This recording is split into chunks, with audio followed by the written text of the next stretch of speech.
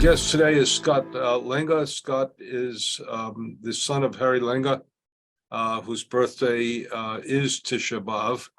And Harry is a survivor of multiple camps, as we'll hear for a moment. Scott, his son, is a graduate of UC Berkeley with a law degree from UCLA. He's a corporate and intellectual property lawyer for high-tech companies, working and living in Israel. He interviewed his father for more than 37 hours in the early 1990s, and these interview tapes sat in the cabinet for 20 years while he told his daughter about their Zeta, their grandfather. He then decided to shape it into a book, which he did, and the book is entitled The Watchmakers. It relates to the extraordinary saga of the Lenga brothers, three brothers, who survived together through multiple camps. And Scott did something quite unique in the book, and that is that he not only interviewed his father, but he wrote the book as if he was his father, speaking in his father's voice and capturing his father's voice, not quite transcriptions of tapes, but more a sense of how his father would have told the story. Scott, tell us a little bit about what brought you to write the book and why you made that special decision to write it in your father's voice. I would like to start to take a quick minute just to thank the American Jewish University and the Maven podcast, and of course you, Professor Berenbaum. It is a singular honor for me and for the memory of my father to be interviewed by you in this format, and I really appreciate it. Of course, my father is long passed away, and he can't be with us tonight, but his presence will be felt. And as it happens, it's down to me to try and give over something of his voice and his spirit. So I will try to bluff my way through this the best I can. To get to your question, as you mentioned in the introduction, it all started when my father did a set of interviews for the St. Louis Holocaust Center in the 1980s.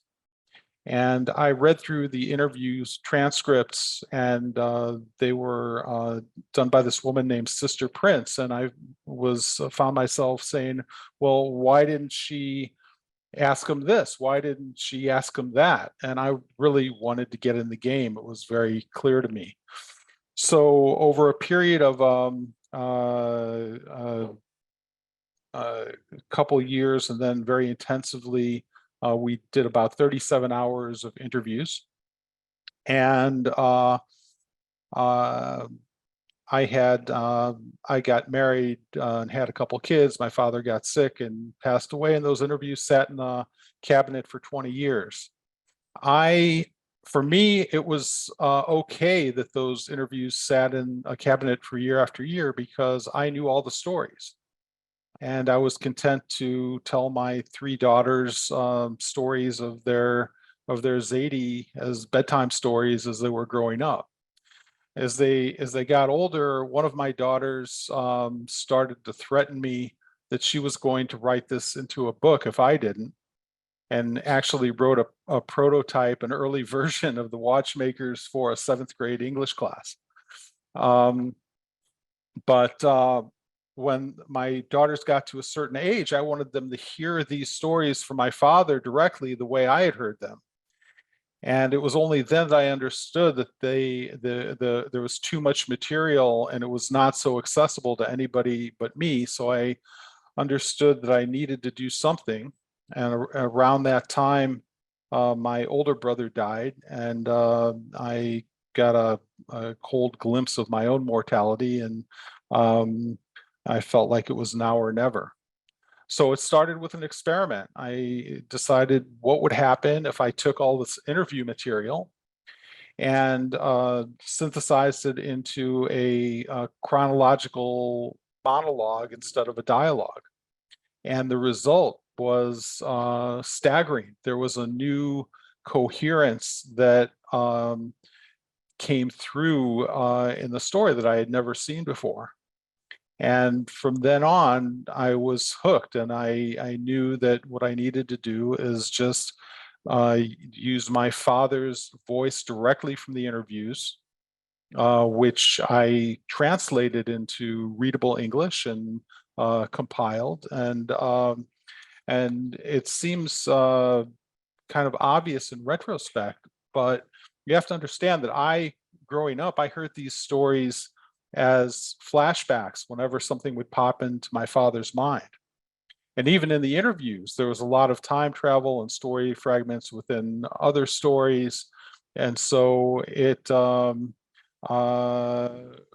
once I really saw what it was, I knew that I had to preserve my father's voice in the story. Nobody could tell these stories the way he did. And his voice has a graphic power and depth of meaning that would have been lost if I did it in a third person narrative. Well, the other part of it is that the organization is chronological. And in one sense, you got this as a child, and really even as an adult, and even in the tapes, you got this in fragment after fragment. And the organization of the book is clear. It's the standard organization. I don't mean that negatively, I just mean that descriptively, of before, during, and after. And part of what, but tell us a little bit about your father, or tell us a lot about your father, and also give us a sense of what was unique and very quite distinct about his story. Okay. So my father had a very tough childhood. He grew up in when he was only 4 years old, his mother died in childbirth. And he and his brothers had a tough relationship with their father, who was a single dad and very strict and living in poverty. And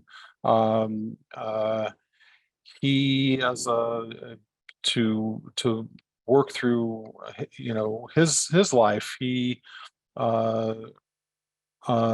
was devoted chassid of the Kozhnitz Chassidim. And and he was, just by personality, by temperament, he was strict and impatient with his kids.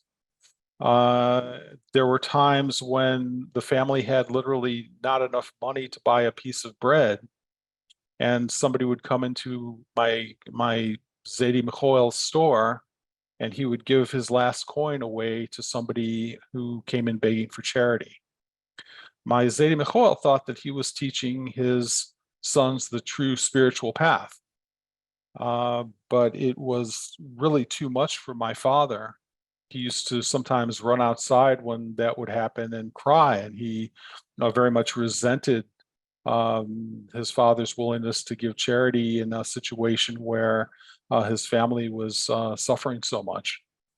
We could say to give charity, but not to receive charity. Correct.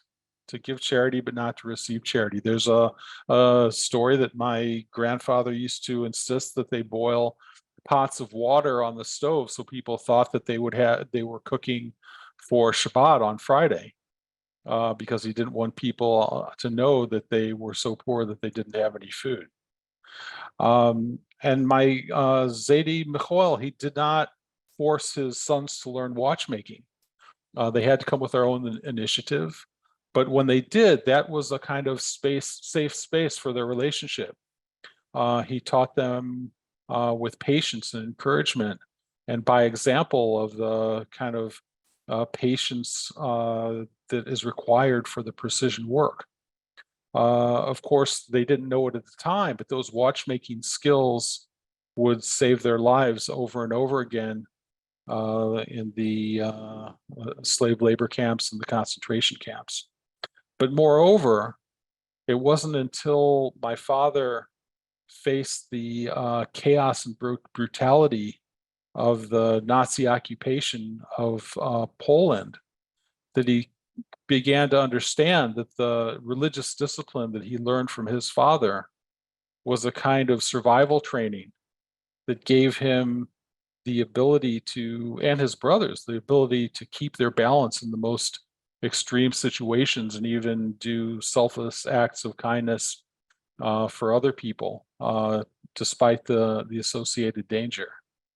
And I think, having read the book some, I don't know, 100, 200 times, um, that really encapsulates the essence of my father's journey, which is that the baggage that he carried, the traumas of his childhood and upbringing, um, uh, suddenly transformed into tools of survival when he faced the most extreme situations. And that's really what got him through. So tell us a little bit about his journey once the war began. So my father was Actually, let's not call it his journey. Let's call it his multiple ordeals. Okay. Well, I want to focus on a couple rather than to tell the big story, because it'll just take too long. But I think the most intense and difficult story for me to write, and for my father to tell me, was the story when he was in his town of Kozhnitz, and it was the second night of Sukkot, and the captain of the Polish police came to their house to tell my Zedi Michoel that the next day the Germans were going to evacuate all of the Jews from the town, put them on trains, and send them away. And that if he loves his sons, he should send them to escape that same night, because neither the German nor the Polish guards would be guarding the town for a couple of hours until 8 p.m.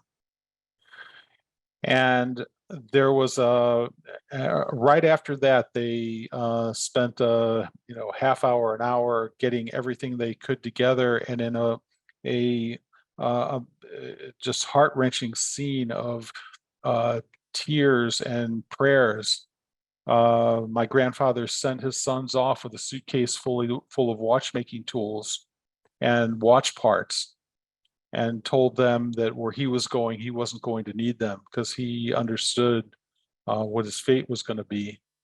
And they escaped from the town, and literally that suitcase full of tools was he bought their lives over and over again with those tools.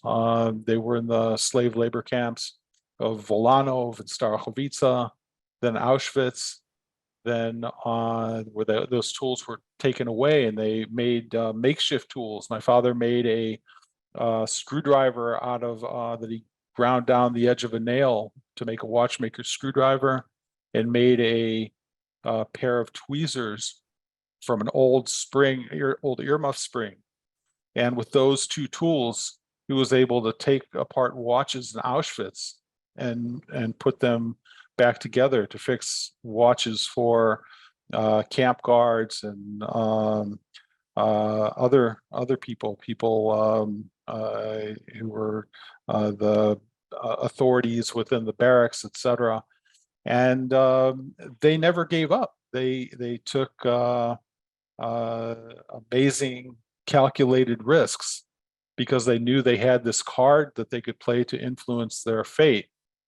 And I think that kind of creative, calculated chutzpah is something that sets my father's story apart from many others.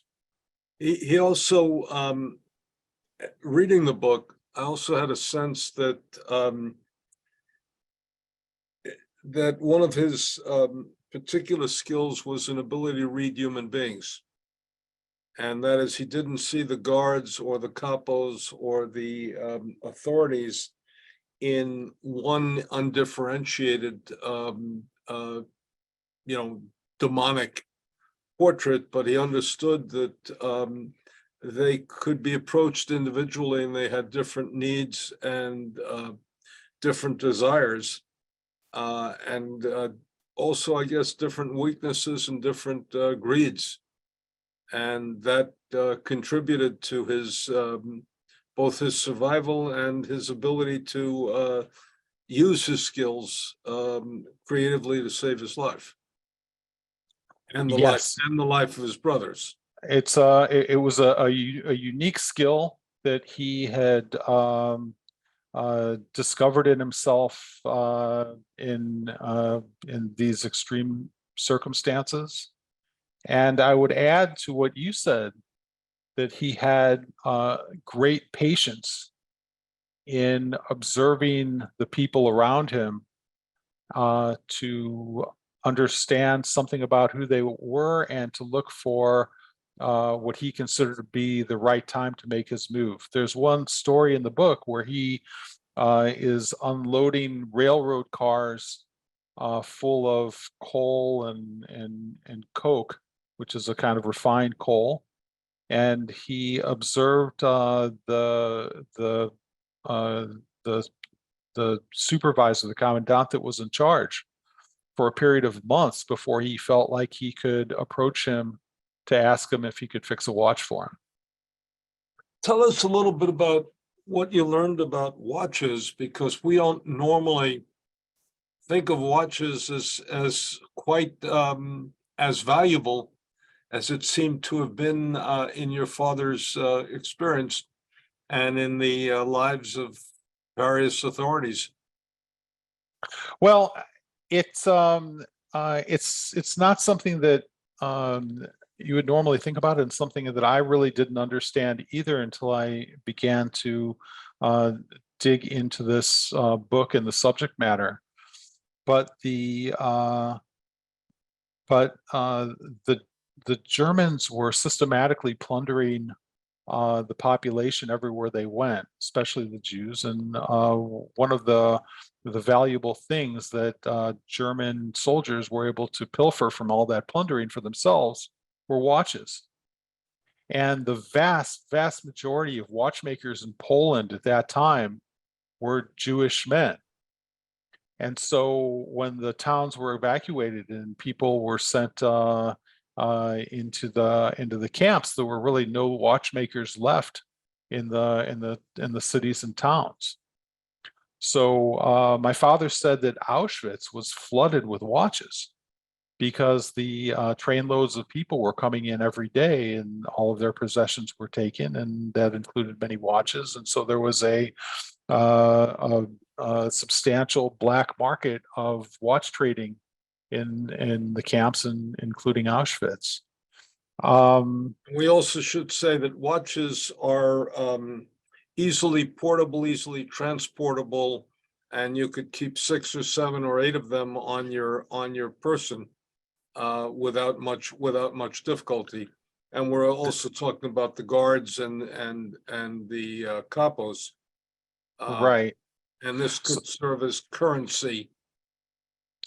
So that explains how there were watches and why there was an opportunity for my father and his brothers to use their watchmaking skills as a means of survival.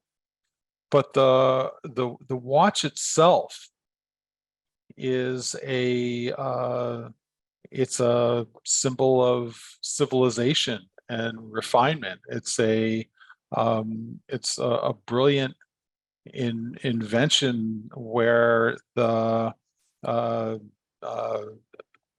physics of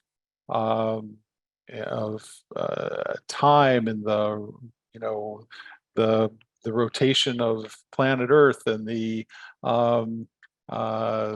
all these things that we consider to be our understanding of civilization are baked into this little mechanism that we wear on our wrist. And at the same time, the Germans were on the vanguard of trying to um, degrade and destroy Western civilization in a very real way. And here is, here's my father, this skinny, starving Jew with a nail and an earmuff spring, uh, uh, showing that even here in this place, we can somehow fix a watch and maybe even what it symbolizes. And perhaps, and I am speculating here, but maybe that interplay is what created an opening for my father to somehow interact and create these bizarre relationships with camp guards and even higher level camp commandants in the camps. One of our participants asked, why was the Polish policeman so solicitous in giving your grandfather Michal, your grandfather Michal, My the heads grandfather, up yes. that the town was going to be liquidated? His sons needed to leave that night. So Also touches on what seems to come across, which is your grandfather may have been poor, but he was deeply respected. yes, my grandfather was respected in the community, and I should mention that this Polish police captain was a Reichsdeutsch, which meant that he was a ethnic German who was born in Poland. And when the Nazis took over and started their occupation, they gave positions of influence to the Reichsdeutsch population in the town, and that population very quickly turned anti-Semitic, much more so than they were before, even though they had good relationships with the Jews prior to the Nazi occupation. And this Polish police captain was at the forefront of the oppression of the Jewish community, right up to gathering them all up and forcing them onto trains to go to their death in Treblinka. But it was a small town, and personal relationships can sometimes lead people to bend the rules. So this police captain, not only did he do this, but he smuggled my father's sister some months before that. He smuggled her in handcuffs to a different town so she could get married to a boy in a different town. So they had an ongoing relationship, and this Polish police captain had some compassion for my grandfather and his family. And another one of our audience asks a question, and you should speak of this. Your father and your uncles had a special place where they repaired watches. They needed more light. They needed a little bit more quiet. They were doing very precise work. Tell us why repairing watches provided them with these privileges, and also got them out of much heavier and much more difficult work, much more physically difficult work. So as I mentioned, these camps were flooded with watches, and the Germans were trading them back and forth. So it was they didn't want their watches to get stolen by other inmates in the camp. So it behooved them to give my father and his brothers an isolated space where they could work and keep their watches. Not to mention that it was really necessary for this kind of work. Although I should mention that in Auschwitz, there was this one time when my father went to a work detail where they were digging pits, and the guard found out that he could fix watches and had him sitting alone in a ditch a deep ditch fixing a watch while everybody else was digging another one somewhere else. So um, they improvised where they had to, and the Germans, for their own interests, created somewhat more comfortable spaces where they could sometimes live and work for their own interests. Now, your father was the youngest of the brothers, but in one sense, at least the way he tells it, he was the leader of the pack. He was actually the middle He of was the the three middle child. brothers. He was the middle. He was the middle brother. But he stepped up as the leader of the three in very many ways. Although he he it's not in his character to jump in front of a group and claim a leadership role. I think his leadership qualities in the book really came out where he jumped in to take care of he felt like he could make calculated risks with greater skill than his brothers. And so he took that initiative, and they recognized that talent in him and let him do it. But I think in their normal day to day, I don't think he felt like he was their leader. But they developed a sort of ethos of all for one and one for all. Yes, they made a pact between each other very shortly after they left home with their suitcase full of watchmaking tools, that they would stick together no matter what happened. If one was going to die, they would all die together. And by making good on that promise, thinking that they were facing death, there were a few times where, by making good on their promise, it actually led to their survival. Let's talk a little bit about how they had to innovate and take gambles in terms of even their watch repairing.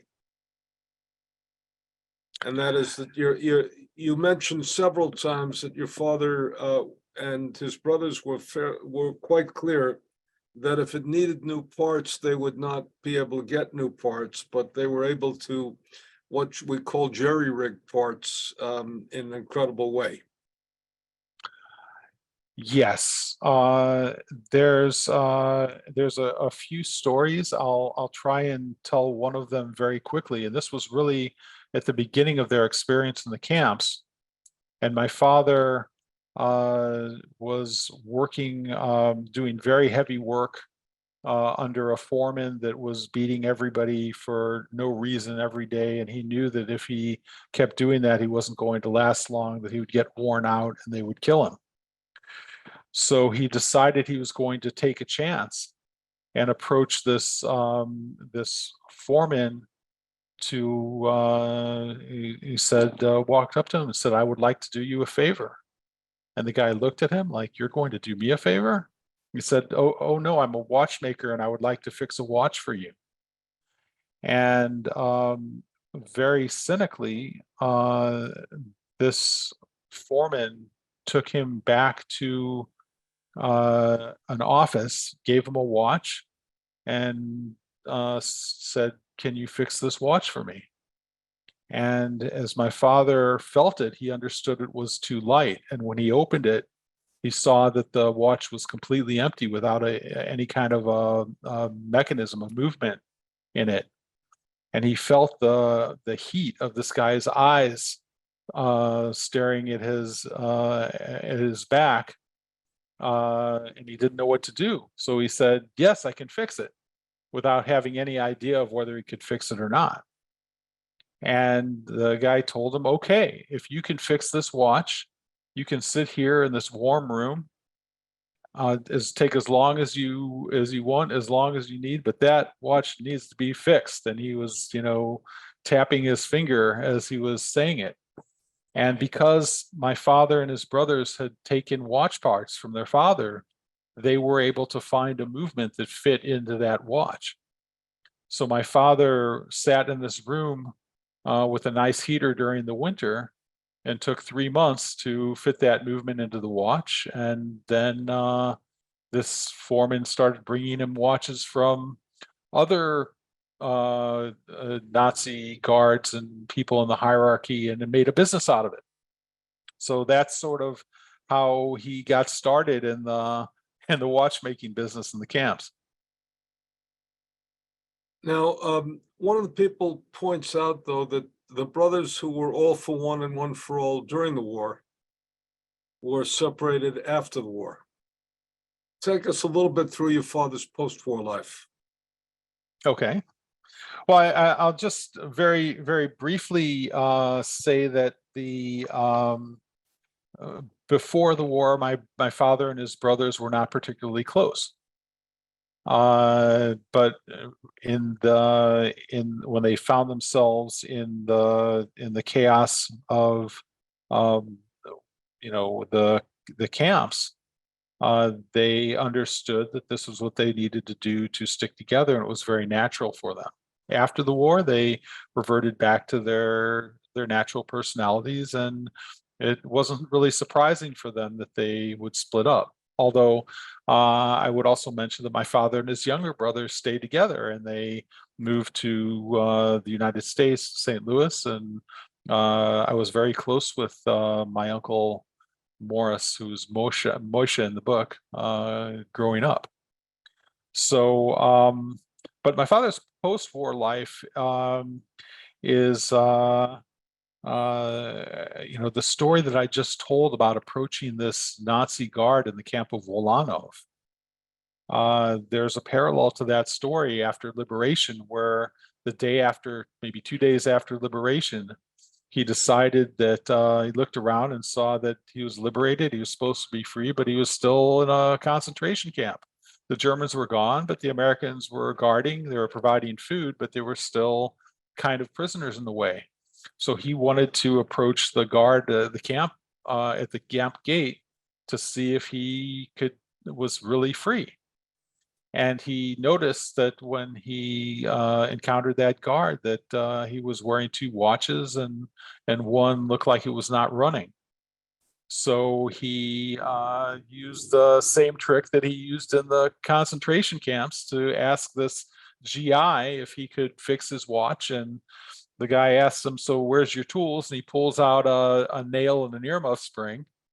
And the guy laughed, but he says, he told the interpreter, he brought a guy who could speak German.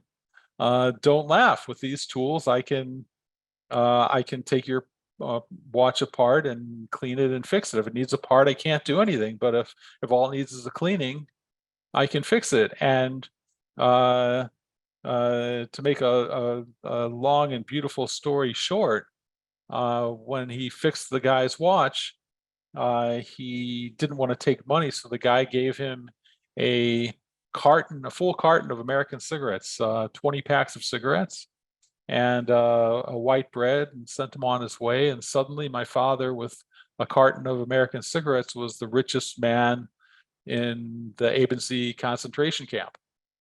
And you tell an adorable your father tells an adorable story about walking out of the camp, walking back in, walking out of the camp, walking back in, walking out of the camp, walking back in, taking a couple of steps out just to prove he could walk out of the camp, which was yes. And I know he didn't quite mean it as a metaphor, but was a metaphor of the struggle for freedom. Yes, it was nice. And the GI who was at the gate was watching him do this, and probably getting a little bit of a kick out of it as well. That's how their conversation started in a way. And suddenly the guards, the people who were in authority, were treating him with respect, which is something that, of course, he had never experienced in when the Nazis were controlling the camps. We've been asked a couple of times, how did they keep their watch parts in the camp? And how did they keep and hide their watches on them? Okay, it's a great question. The in the slave labor camps, there was they were always afraid that their watch tools and their watch parts would be stolen. But there was a regimen of discipline in the slave labor camps where each barrack had somebody whose job it was to stay in that barrack 24/7 and clean the barrack and make sure that nobody from outside the barrack came in. And so nothing ever got stolen. When they got to Auschwitz, of course, all of their watch tools and their watch parts and everything were taken with their clothing, with the hair on their bodies. Even their names were taken away when they, put a tattoo on their arms in a very real way. But in Auschwitz, they were able to accumulate watches for themselves because when they fixed watches, as you mentioned, sometimes the watches needed parts. And when watches needed parts, they couldn't fix it. So the people let them keep the watches for parts, and they were able to swap parts between the watches and create watches that worked for themselves. And my father's younger brother, Moishe, got an idea because this was stealing was a big problem in Auschwitz. And he hid watches inside bars of soap. He would work the soap with his hands to soften it up and implant a watch inside and then build the soap back around it so it looked like a regular bar of soap. And that's how they carried their their family wealth in Auschwitz and even on the death march and beyond.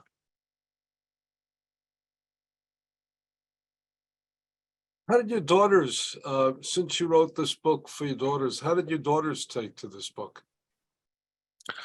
My daughters have been very engaged in the whole process. First of all, I wrote this book for my daughters, but moreover, these were the bedtime stories that I told them when they were kids. Of course, I didn't tell them about the Holocaust. I didn't tell them about the terrible things that happened. These are heroic stories of their Zaidi. And this is what they grew up on. So I wanted them to internalize the values of brotherhood and initiative that are reflected in my father's stories before they learn the larger history of the Holocaust in school. So for them, this is they know these stories. They knew these stories long before the book was written, and to see it in a book that was something that could be shared with the larger public was very exciting for them. So they're all in.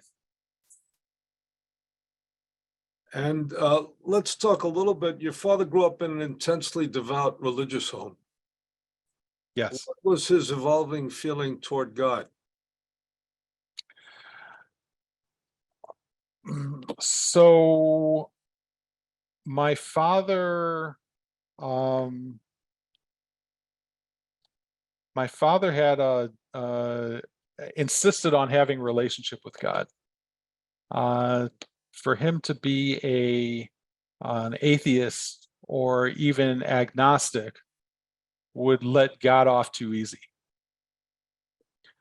The questions of the hiddenness of God in the concentration camps and the feeling that he had forsaken his people, the Jews, these questions were very important for my father.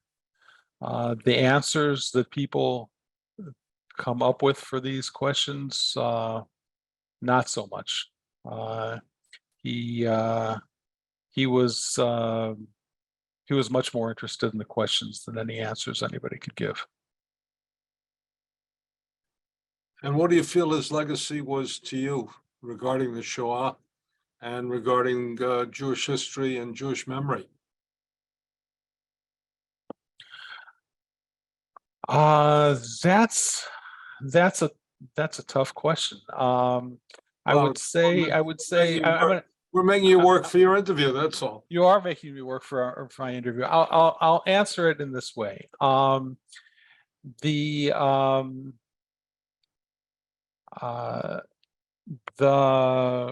My footprint in the book was I was the one who was asking the questions that my father was responding to when he was telling his story in the Watchmakers.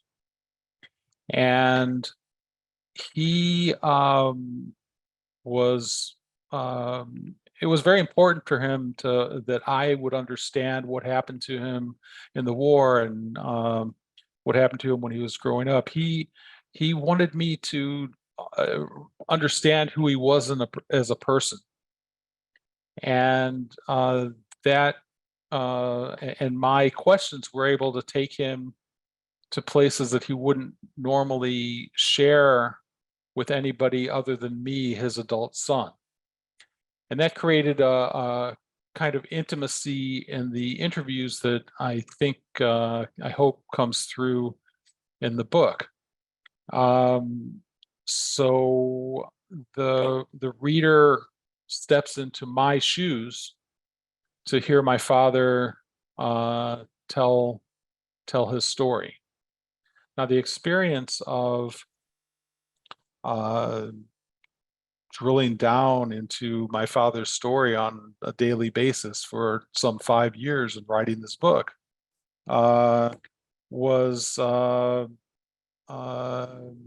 it helped me to understand my father in a very different way, and his personality opened up to me in ways that I hadn't even begun to understand before. It was really a powerful experience to step into his shoes and go to these places where he experienced, and it was kind of a reset of the relationship between me and my father.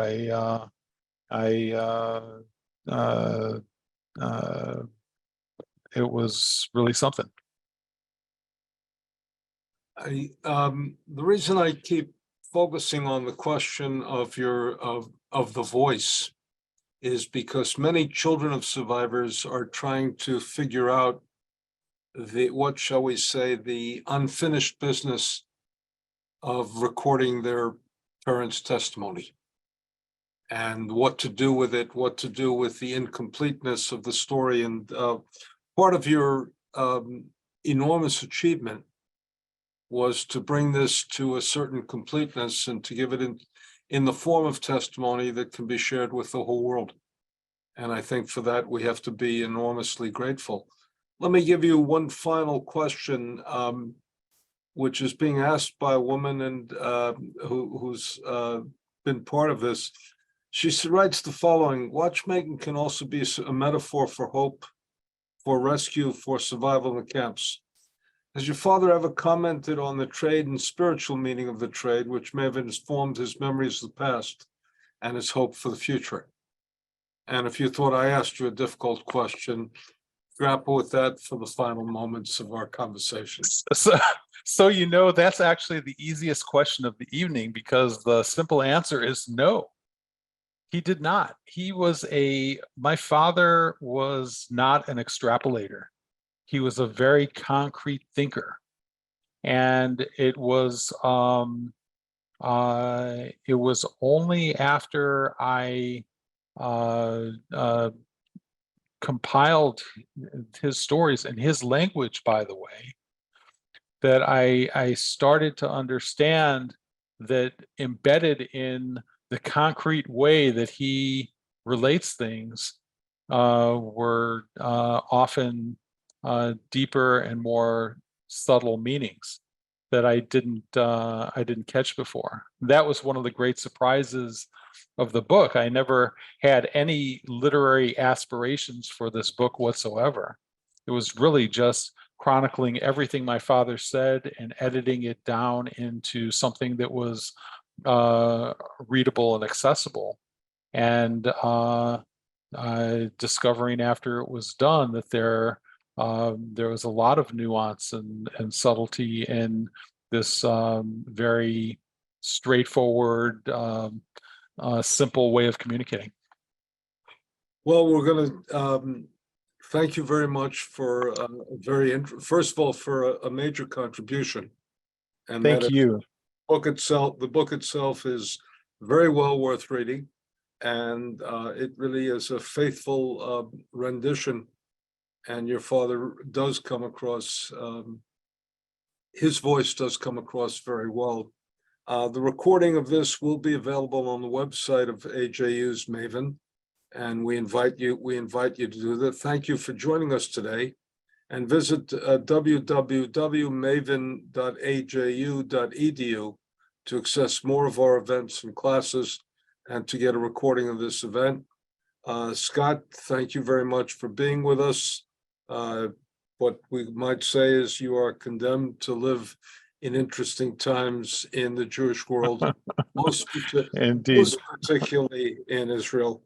And this Tisha B'Av has a very special meaning because according to tradition, the reason the Second Temple was destroyed was because Jews were divided and hated each other excessively and without merit and without warrant. And we should keep that in mind as we transition into this secret time. Thank you very much. Indeed. Thank you, Professor Berenbaum. I appreciate it so much.